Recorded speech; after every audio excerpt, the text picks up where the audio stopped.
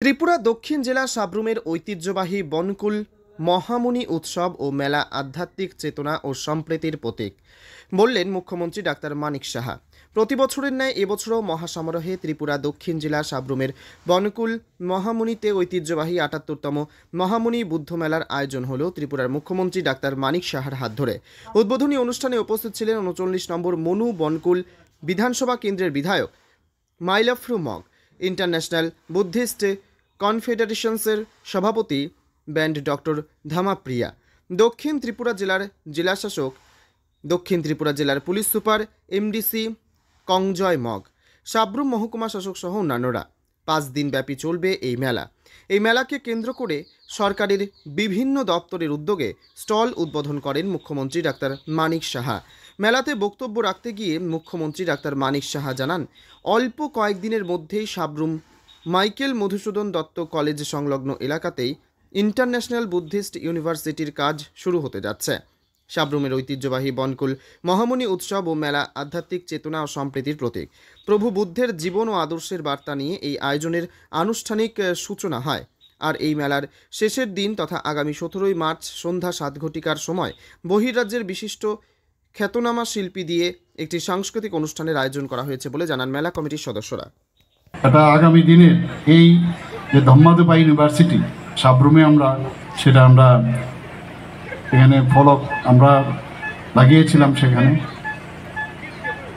আর আজকে এতদিন বাদে এখানে এলাম, বিভিন্ন বিষয়ে আলোচনা হয়েছে, এখানে কি সমস্যা, কেন দেরি হচ্ছে, এইসব বিষয়ে বিস্তারিত আলোচনা হয়েছে।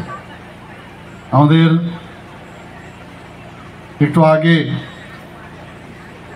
ভেনেবল ডক্টর ধামপ্রিয়াজি বলেছেন যে খুব অতি সত্তর যাতে ইউনিভার্সিটিটা এখানে শুরু হয়, সেই ব্যবস্থা আমাদের সরকারের তরফ থেকে আমরা দেখব। এবং সে বিষয়ে আমি আজকে উনি যখন বললেন তখন আমি টেলিফোনের মাধ্যমে সাথে সাথে আমি সেক্রেটারি মহোদয়কে বললাম। তো উনি বললেন কাজ প্রায় অনেকটা টেকনিক্যাল বিষয়ের কথা উনি বলেছেন, অনেকটা কাজ কিন্তু আমি এখান থেকে ফোনে বলার পরে বললেন যে কালকে পরশুর মধ্যেই সেই কাজটা হয়ে যাবে। আমি আশা করি সেই কাজটা ত্বরান্বিত হবে। আজকের এখানে যে ২৮টি বুদ্ধমূর্তির যে মহৎ অনুষ্ঠান একটু আগে আমরা করলাম, সত্যি আমি অনেক কিছু কিন্তু আমি জানতাম না, আমাদের আইডিয়াও ছিল না। আজকে এটা জানতে পারলাম এখানে এসে। এবং এই ধরনের যে সাংস্কৃতিক এবং আধ্যাত্মিক যে ঐতিহ্য সেটার খুবই প্রয়োজন, সংরক্ষণের প্রয়োজন আমাদের। এবং তার যে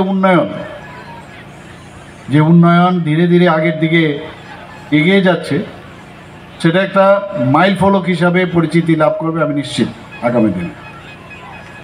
এখানে যারা বক্তবৃন্দরা উপস্থিত আছেন তাদের জন্য এটা একটা অনুপ্রেরণা ও আনন্দদায়ক মুহূর্ত বলে আমি মনে করি। এখানে আমার পূর্ববর্তী বক্তা বলেছেন যে এই ধরনের উৎসব যখন হয়, এরকম একটা পবিত্র উৎসব, সেখানে এই ধরনের অপবিত্র কাজ যদি হয়, অন্তপক্ষে আমি ব্যক্তিগতভাবে এবং আমাদের সরকার কোনো অবস্থায় এটাকে বরদাস্ত করবে না, এতটুকু আমি বলতে পারি।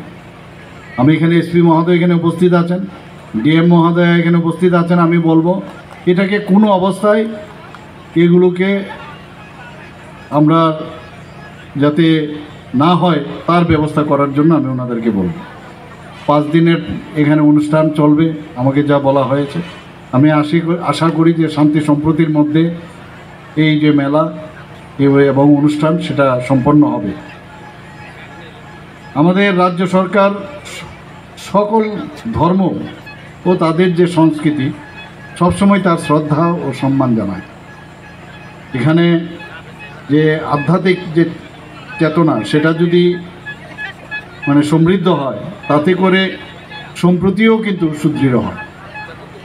শুরু হয়েছে 2002 সালে অ্যাক্ট পাস হয়ে বিভিন্ন যে প্রসেসিংগুলো নিয়ে প্রায় কমপ্লিট করা হয়েছে। এখন কোর্স চালু করার সময় 2023-24 থেকে কোর্স চালু করা হয়েছে, একটা ম্যানেজমেন্ট কমিটি করে দেওয়া হয়েছে, ওরা এটাকে চালাচ্ছে। আমাকে ডেফিনেটলি চ্যান্সেলর হিসাবে এক অর্নামেন্টাল পোস্ট করে রাখা হয়েছে, বাট আই জাস্ট সুপারভাইজ ইট। তো অনেকেই বলছে যে এটা বনবনকুলে কেন হচ্ছে, সাব্রমে কেন হচ্ছে না, এরকম কথা নয়। বনবনকুলে শুধু আমি জায়গা দিয়েছি যে শুরুতে যেহেতু কোনোখানে একটা শুরু করতে হয়, আপনারা শুরু করুন, কিন্তু মেইন কাজটা আপনাদের করতে হবে সাব্রমে।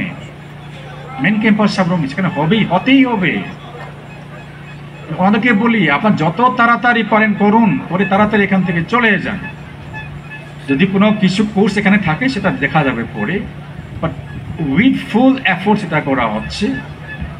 এখানে কিছু টেকনিক্যাল এবং financial, logistic, diplomatic issue point of view রয়েছে, সেগুলো অলমোস্ট সর্টেড আউট হচ্ছে।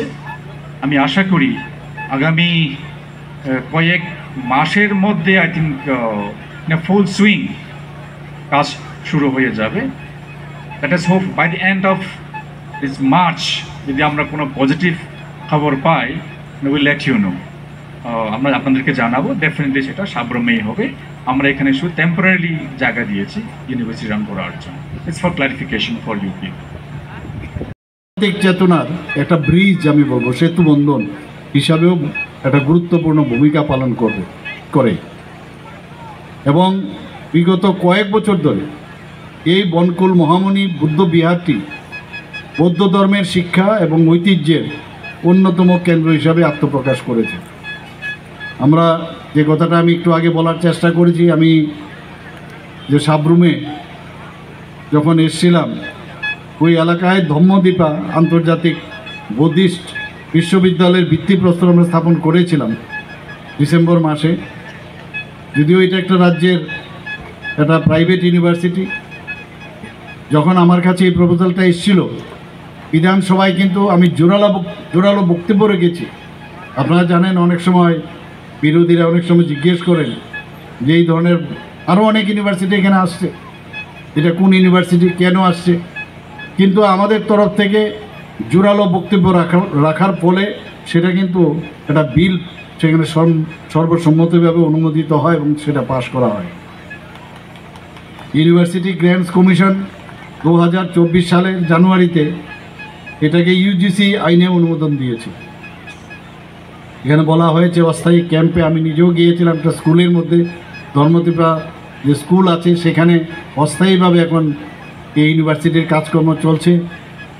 এখানে আমি জিজ্ঞেস করলাম কীরকম ফ্যাকাল্টি আছে, স্কুলেও কত টিচার আছে, প্রিন্সিপালের সম্পর্কেও আমি জিজ্ঞেস করলাম এবং সব ধর্মেরই আমি দেখলাম সেখানে ফ্যাকাল্টিও আছে, স্টুডেন্টসও আছে। আমি বলবো একটা মানে ইউনিটি ইন ডাইভার্সিটির একটা দৃশ্য কিন্তু আমি সেখানে দেখতে পেয়েছি, খুবই ভালো লাগলো। এবং এখানে শুধু ইউনিভার্সিটি হলেই হয় না, স্কুল হলেই হয় না, এতে করে কিন্তু কাজের কর্মসংস্থানের এখানে সুযোগের সুবিধা রয়েছে এবং সেটা হচ্ছেও, আগামী দিনও হবে। আমরা নালন্দার কথা আমরা জানি, তক্ষশিলার কথা আমরা জানি। তো এখানে এই যে প্রাচীন ভারতের নালন্দার যে ধাঁচ, সেই ধাঁচে এই বুদ্ধিস্ট বিশ্ববিদ্যালয়, যেখানে বৌদ্ধ সন্ন্যাসীদের দ্বারা, মঙ্কদের দ্বারা পরিচালিত বা নেতৃত্বের মাধ্যমে এটা পরিচালিত হয়।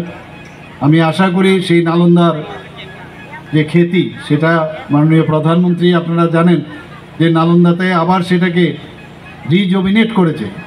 আমাদের এখানেও এই ধরনের একটা ইউনিভার্সিটি, ইন্টারন্যাশনাল ইউনিভার্সিটি হচ্ছে। আমরা আশা করি যে আগামী দিন এখানে যে সাউথ ইস্ট এশিয়ার এই ইউনিভার্সিটিকে রেখে আমাদের মধ্যে কিন্তু মৈত্রীর আরও বেশি সুদৃঢ় হবে এবং সাউথ ইস্ট এশিয়ার সব মানুষ এই যে আমাদের এই ইউনিভার্সিটিতে এখানে পড়ার সুযোগ পাবে, জ্ঞান অর্জন করবে, এখানে প্রার্থনা করার সুযোগ পাবে, মেডিটেশন করতে পারবে, বিভিন্ন জিনিস, বিভিন্ন বিষয়ে এখানে যেসব রিসার্চের বিষয় আছে সেইগুলো আলোচনা হবে।